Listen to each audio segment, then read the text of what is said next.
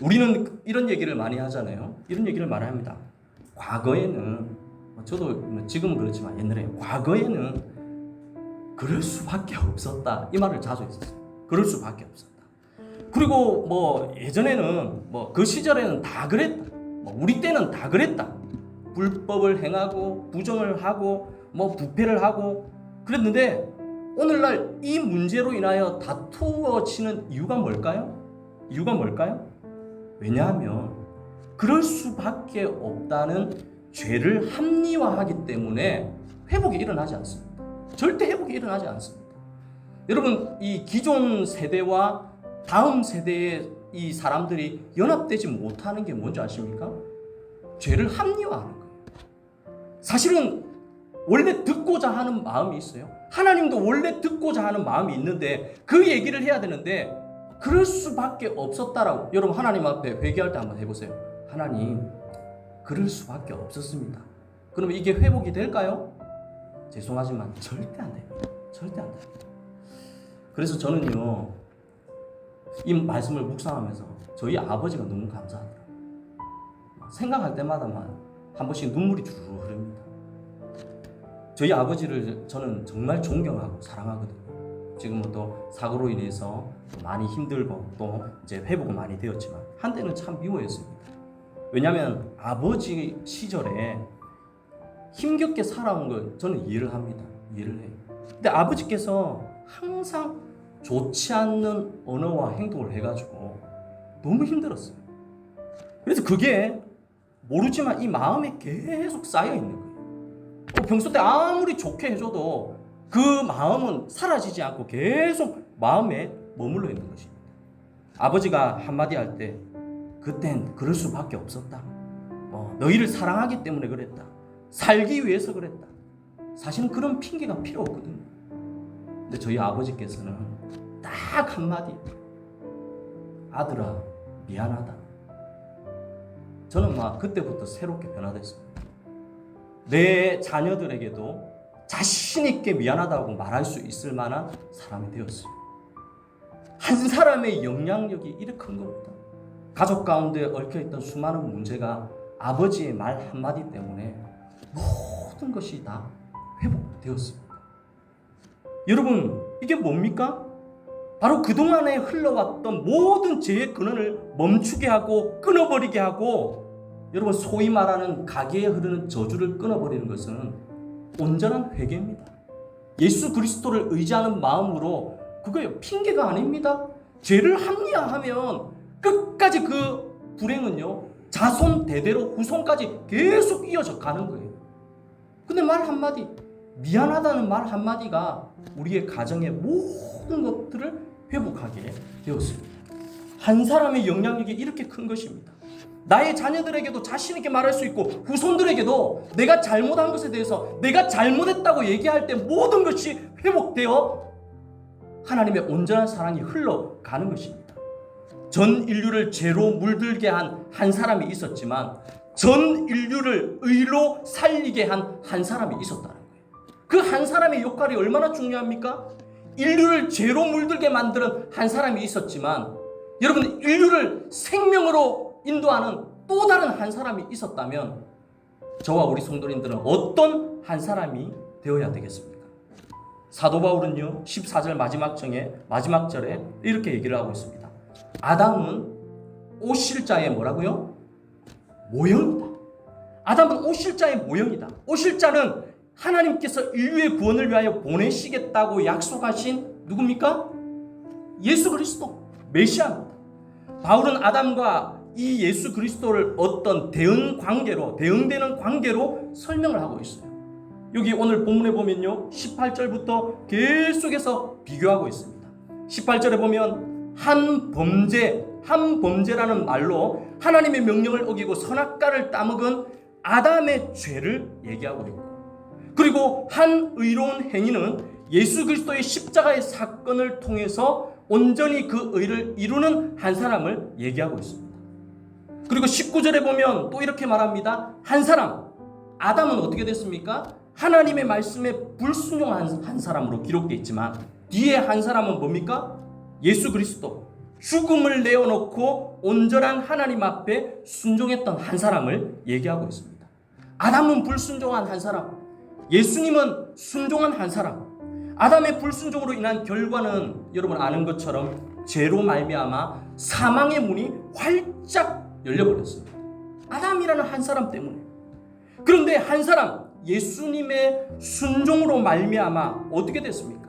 많은 죽어가는 사람들에게 은혜의 문이 열리게 되었던 것입니다. 할렐루야. 예수 그리스도의 한 사람을 통해서 생명의 문이 열렸던 것입니다. 사람이 아담에 속한 채로 머물러 있으면 어떻게 됩니까? 죄와 사망에서 벗어나지 못하는 것입니다. 옛 시대의, 옛 세계의, 옛 사람의 그 속에서 절망 가운데서 계속해서 고민하며 이 사망의 문제를 풀지 못한 채 염려와 걱정, 근심 가운데 살아갈 수밖에 없습니다. 그런데 또 다른 한 사람, 예수 그리스도로 말미암아 죄와 사망의 통치를 완전히 끊어버리는 이 한 사람으로 말미암아 다시 한 번 더 회복되게 되었던 것입니다. 19절 마지막에 보면 의인이 된다는 뜻이 바로 그것입니다. 결국 한 사람 예수 그리스도로 말미암아 어떻게 됩니까? 나 개인은 물론이고 나의 가정, 이웃, 지역, 국가 전 세계적으로 이 한 사람으로 말미암아 구원의 은혜가 퍼져가게 되었던 것입니다. 17절 하반절에 보면 더욱 은혜와 의의 선물을 넘치게 받는 자들은 한 분 예수 그리스도를 통하여 어디 안에 왕노릇 한다고요? 생명 안에 왕노릇 하리라. 14절 한 사람으로 말미암아 죄로 사망이 왕노릇 하지만 17절에 한 사람 예수로 말미암아 의로 생명이 왕노릇하게 되었다는 것입니다. 사도 바울은요 두 사람을 대조하고 있습니다. 이 두 사람은요 여러분 인류를 대표하는 의미입니다. 인류를 대표하는 것입니다. 옛사람 아담은요 바로 무엇입니까? 죄로 말미암아 무너진 인생. 그렇지만 예수 그리스도는 새 사람, 예수 그리스도를 통해서 새 생명을 얻는 것입니다. 자, 그렇다면 우리 성도님들에게 질문을 하겠습니다. 여러분들은 어떤 한 사람입니까? 지금 누구에게 속하여 살아가고 있습니까? 나는 누구에게 속하여 이 세상을 살아가고 있습니까? 나 자신에게 이 질문을 해야 되는 것입니다. 내 가정도 내 교회도 더 나아가서 우리나라와 전 세계의 운명이 어쩌면 여러분 한 사람에게 달려 있습니다. 달려 있습니다. 여러분 이것을 뭐라고 말하냐 하면 대표성의 원리라고 합니다. 대표성의 원리. 여러분들은 아마 모를 거예요. 여러분 한 사람이 얼마나 중요한지.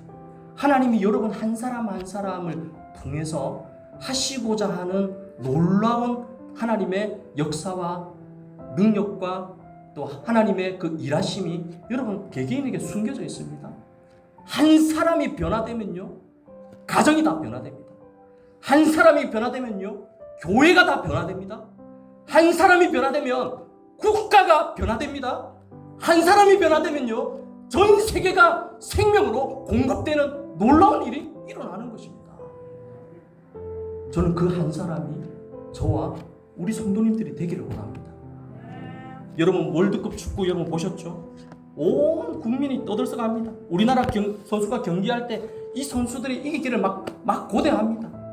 여러분 그들이 월드컵에서 축구에서 이기면 그 승리의 감격은 누구 것입니까? 우리 것입니다. 저도 그냥도 눈물을 좀 잘 흘리긴 하는데 와 월드컵 보면서 막 이기니까 막 눈물이 푸르르 흐르더라고요. 왜 그럴까요? 내가 같은 그분들이 우리나라를 대표하는 한 사람으로 나도 함께 그들의 승리가 나의 승리고 그들의 감격이 나의 감격이 되기 때문입니다. 저는 우리 성도님들의 승리가 저의 또 승리입니다. 여러분들이 병고침의 그 기적을 경험하면 여러분들의 그 은혜가 우리 모두의 기쁨이고 승리가 되는 거예요. 그러니 이 대표성의 원리가 그만큼 중요한 것입니다. 나 한 사람으로 인하여 내 가정이 축복의 통로가 열리기도 하고 나 한 사람으로 인하여 우리 교회의 축복의 통로가 닫히기도 한다면 여러분 한 사람의 존재가 어떤 존재가 되어야 되는지를 우리가 오늘 이 예배 가운데 결단할 수 있기를 간절히 바랍니다. 구약 성경에도 한번 보십시오. 이스라엘 백성들의 역사를 보면 하나님을 전심으로 두려워했던 왕이 다스리던 나라는요, 하나님이 그 나라를 얼마나 보호하고 통치하고 인도해 주셨는지 모릅니다. 근데 여러분 잘 아는 것처럼 하나님을 왕으로 모시지 않는 악한 왕이 그 나라를 인도할 때는 어떻게 됩니까? 우상이 들어오고 자기 마음대로 정치하는 그 나라는 결국에는 이방 나라를 통해서 심판을 받게 되는 무서운 일이 일어났잖아요.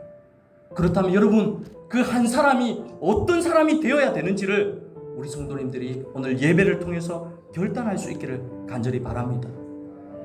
교회의 담임 목사님 중요합니다.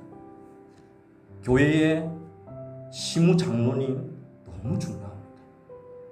교회의 안수 집사님 너무 중요합니다.